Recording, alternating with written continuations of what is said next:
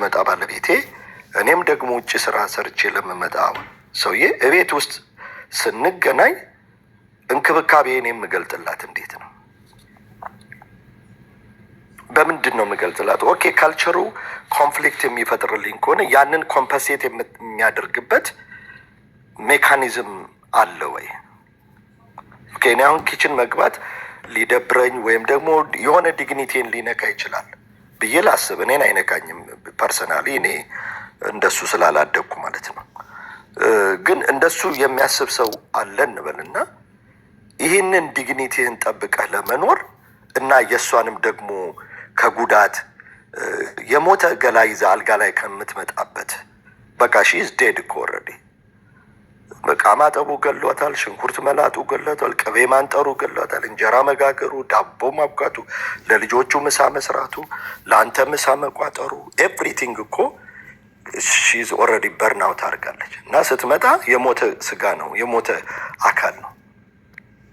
እና ኢንቲሜሲ የሚባለውን ነገር ራሱ እንዴት ነው ልታገኝ የምችለው ከዛ ከሞተ ሰውነት ውስጥ? ወንዶች እዚህ ውስጥ ካለን እንድናስበው ማለት። ስለዚህ እንክብካቤያችንን አንዱ የምንገልጽበት ነገር የእሷን ድካም፣ የእሷን ጉለት፣ የእሷን አለመቻል፣ የእሷን ኒድ አድሬስ በማድረግ ነው። እና እኔ እንደሚመስለኝ ኦኬ እንደዚህ የሚቸገሩ ሰዎች ባልና ሚስቶቹ መጀመሪያ ቁጭ ብለው፣ በነገራችን ላይ ይሄ ሲምፕተም ነው። ይሄ አሁን የምንነጋገረው ሩት ኮዙ ይሄ አይደለም። ሩት ኮዙ ይሄ አይደለም። አሁን የምንነጋገረው የሆነ ኮዝ ምልክት ነው። እና ቁጭ ብለው ባልና ሚስቶቹ ኦኬ አንተ ኪችን መግባት የማትችል ከሆነ እና የሚደብር ከሆነ ይህንን ስራ በገንዘብ ሊሰራልን የሚችል ሰው ማሰብ ነው። 15 ቀን አንዴ ሊሆን ይችላል እች ልጅ ማሰብ ያለባት። ምክንያቱም ጤናዋ ተጎድቶ አንድ ቀን ኮላፕስ አድርጋ የሚወጣው ወጪ አሁን ለፕሪቬንሽኑ ከሚወጣው ወጪ በብዙ ጸጸት የሚጎዳ ነው። ስለዚህ እዛ ቦታ ላይ እዛ ፖይንት ላይ ሳይደረስ መደረግ ያለበት ነገር መግባት የሚፈራ ከሆነ አይ ነው ህንዶች አሁን ተመሳሳይ ባህል አላቸው። አንዳንድ ህንዶች አይገቡም። ግን ሀው ዱ ዘይ ኮምፐንሴት? ያን እንዴት ነው ወንዶቹ ኮምፐንሴት የሚያደርጉት?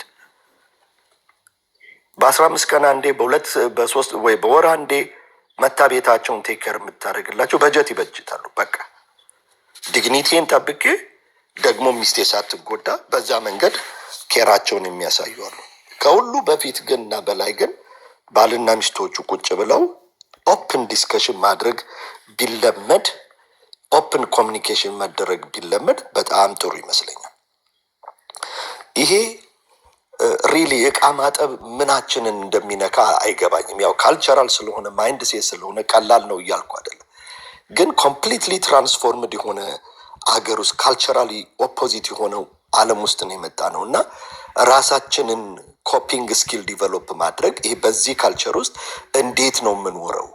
በተለይ አሁን ሁሉም ሰው ይሄንን እያለፈው የመጣ ይመስለኛል። እና እኔ ወንዶቹ በዚህ አቅጣጫ ላይ መስራት ብንችል፣ መስራት የማንችል እና በጣም በቃ ሩትድ የሆነ ነገራችንን የሚነካ ከሆነ ኦኬ ባለቤቴን ኬር ማድረግ የልጆቼ እናት ናት፣ አካሌ ናት፣ የህይወትን ውጣ ውረድ አብረን የምንካፈል ከልጆቼን በፊት የመጣችው እሷ ናት፣ መጨረሻም ልጆቼ ሄደው የምትቀረው እሷ ናት። እና እችን የኔን የህይወት አጋር እንዴት አድርጌ ነው እንክብካቤ የምሰጣት? አባቶቻችን ኪችን ባይገቡም ማዕድ ቤቱን የምታስተዳድር ግን ሰራተኛ ይቀጥሩ ነበር፣ እንደ በጀታቸው እንደ አቅማቸው ማለት ነው።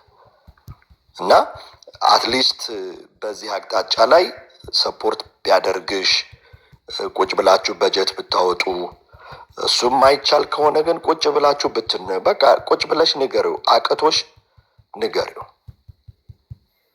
እኔ እሱን ነው የምለው። ምክንያቱም አሁን ያለው ስቴጅ እየገፋ ከሄደ አደጋው ለሁለቱም ለቤተሰቡ ነው፣ ለገዛ ትዳራቸው ነው የሚሆነው። እና ፋይናሊ ግን በጣም ተጎጂ የምትሆነው እሷ ናት። አካሏ ላይ፣ ስነ ልቦናዋ ላይ፣ ጤናዋ ላይ፣ ሁሉ ነገሯ ላይ ስትረሱ እየጨመረ ሲሄድ አፌክት የሚያደርጋት እሷን ነው። እና በዚህ መንገድ ቢታይ ጥሩ ነው ብዬ አስባለሁ።